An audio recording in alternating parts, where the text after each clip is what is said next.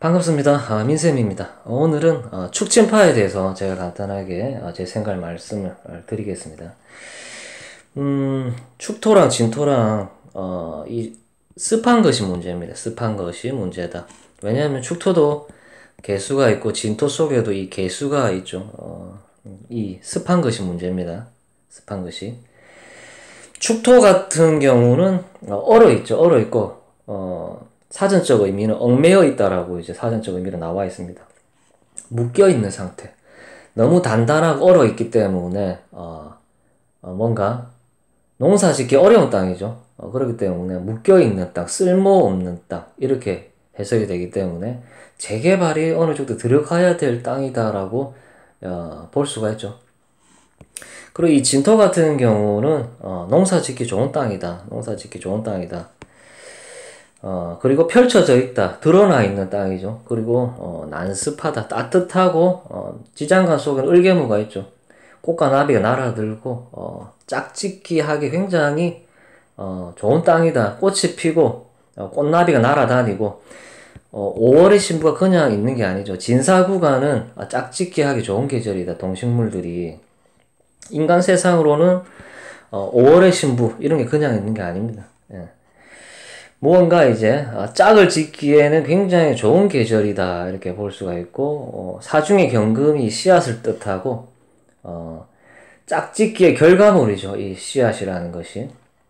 그래서 갑진 을사년 같은 경우는 결혼을 많이 하는 분들이 많을 것이다. 그리고 봄바람이라는 게 그냥 있는 게 아니죠. 예.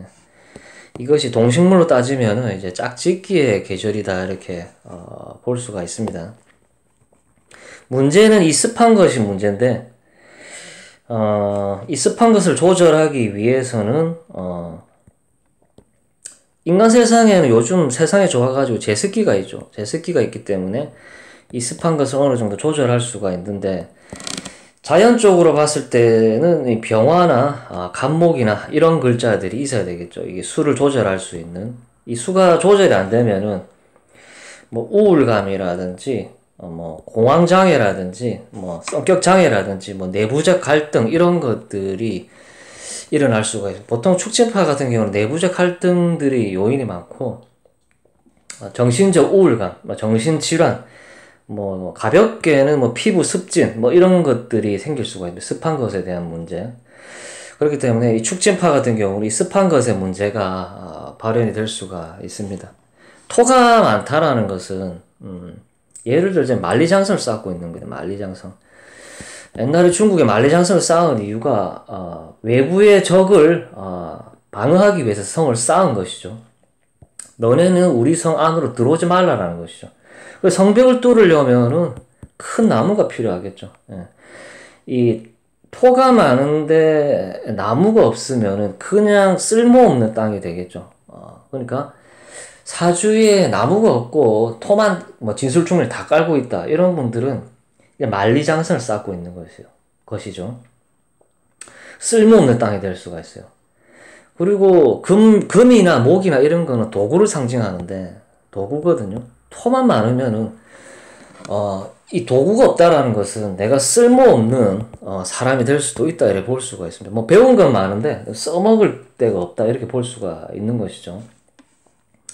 어쨌든 이 축진파는 이 수기운을 조절하는 게 목적이기 때문에 사주에 병화나 목기운이 없다면은 이 수를 조절하기 힘들기 때문에 파가 일어날 수 있다라고 보시면 될 것 같습니다. 자, 이번에는 이제 축일인데 진이 올 때를 볼게요. 축은 제가 앞에 언급했듯이 쓸모없는 땅이죠. 쓸모없는 땅인데 진토가 옴으로써 개간이 되죠. 그럼 이거를 흔히 말하는 재개발이라고 할 수가 있어요. 오래된 땅에 이 진토라는 새로운 땅으로 탈바꿈이 된다라고 볼 수가 있죠. 이것도 어느 정도 파라고 볼 수는 있지만 그래도 따뜻한 게 와서 이 차가운 땅을 이제 밀어내려고 하는 거기 때문에 어느 정도는 이롭다라고 볼 수는 있습니다.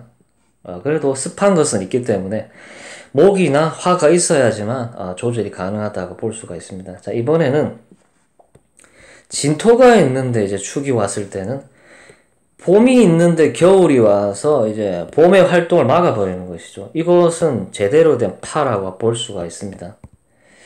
제대로 된 파가 일어날 수가 있어요. 그 파라는 것은 교정을 하고 수정을 하고 뭐 이렇게 되는 것이죠.